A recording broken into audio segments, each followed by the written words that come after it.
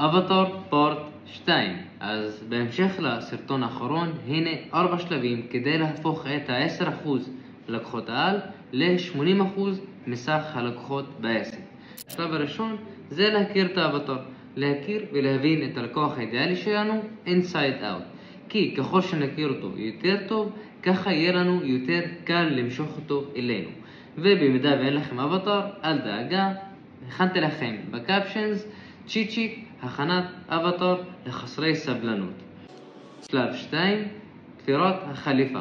אם כבר אנחנו יודעים ומכירים את האבטאר שלנו, זה הזמן להתאים את השירותים או המוצרים שלנו לצרכים הספציפיים שלו. למה? כי ככה הלקוח ירגיש שאנחנו מבינים אותו, וברגע שהוא מרגיש שאנחנו מבינים אותו, הוא גם מבין שאנחנו יודעים איך לעזור לו, וזה למה הוא יבוא אלינו.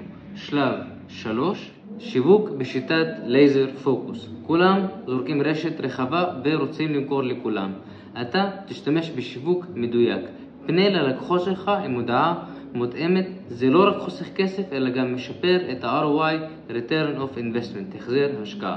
4 ואחרון, מעורבות. תגיב לשיתופים של הקהל, תהיה מעורב איתם, ובכל פעם שיש לך אינטראקציה איתם, תגיע עם אנרגיה גבוהה. עד פה שלכם, שריף.